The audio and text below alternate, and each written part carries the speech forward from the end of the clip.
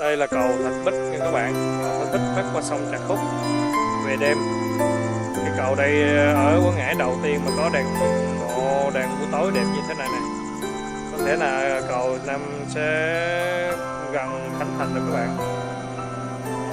Cầu Thạch Bích về đêm có đèn hiệu ứng ánh sáng màu.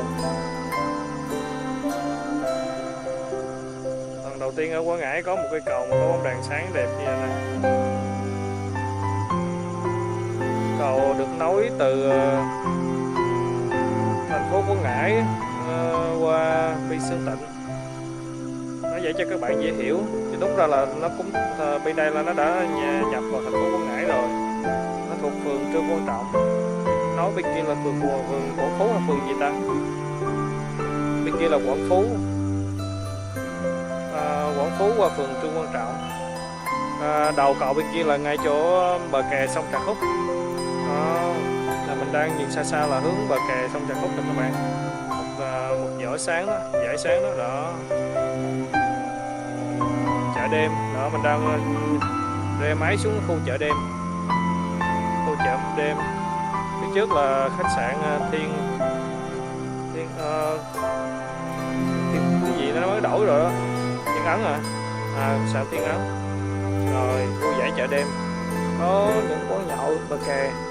Ngày xưa nó chưa có khu chợ đêm thì nhậu bờ kè các bạn, nó là một nét văn hóa cho ở thành phố Quảng Ngãi, cho các bạn thế hệ 8X hoặc 7X hồi đó hay nhậu đó. Xa xa là khách sạn Mỹ Trà hay sông Trà hay Mỹ Trà ta? Mỹ Trà. Mỹ Trà là bên này sông, còn đó là sông Trà. Rồi. Đi qua cái đó đang nhìn xuống là cây cầu Trà Khúc.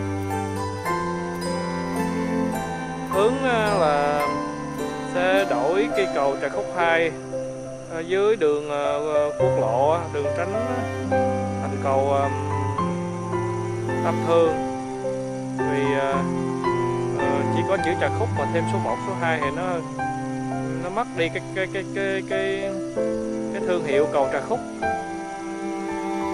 Hiện tại trên sông Trà Khúc là có những cây cầu. Đầu tiên ở dưới cửa biển là cửa đại, là cầu cửa đại đang thi công.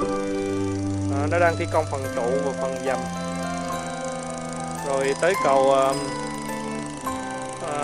cầu trên đường tránh, lên nữa là tới cầu Trà Khúc. Và các bạn đang nhìn đó là cầu Thạch Bích. Wow, về đêm đẹp quá các bạn. Hiệu ứng ánh sáng đẹp không? Ánh sáng màu này các bạn biết bữa về Tết là các bạn trẻ sẽ có một nơi để mà chụp hình. Trên cái cầu Thạch Bích là một cây cầu đường sắt có tên là cầu Trường Xuân. Trên cái cầu Trường Xuân đó là cũng có một cây cầu Trà Khúc nữa, cũng tên Trà Khúc luôn. Nó nằm trên trục đường cao tốc Đà Nẵng Quảng Ngãi. Rồi, cảm ơn các bạn đã theo dõi video của Tư Diêu.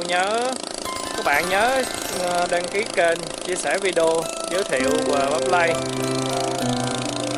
Hy vọng là Tư Diêu sẽ chia sẻ được nhiều video ký sự đời sống, du lịch địa phương và ẩm thực. Phía dưới là các bạn có nghe một tiếng ghe máy chạy không các bạn? Đó là một cái ghe máy nhỏ. Hiếm quá, lần đầu tiên luôn á. Nhận đẹp không? Rồi.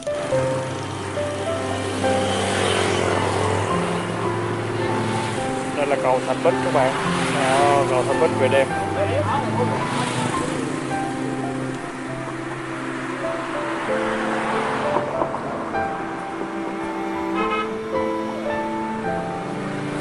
Dưới chân cầu đó là nhà hàng bên mình, ngay chỗ đường Chu Văn An.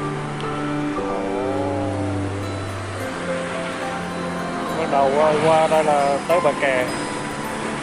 Bờ kè là đường Tôn Đức Thắng. Đi xuống bờ kè này.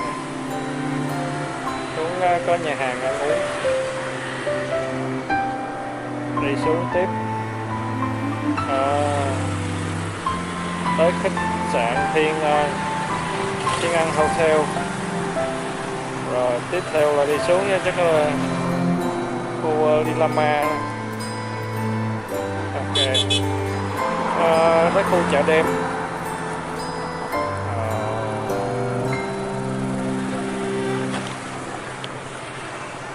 Khu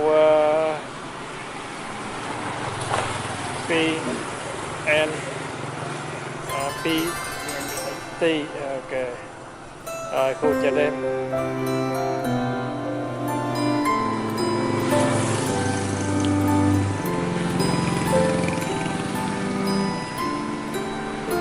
Và bắt đầu mình xuống đây là lên cầu Trà Khúc các bạn. Đây là cầu Trà Khúc từ xưa tới giờ.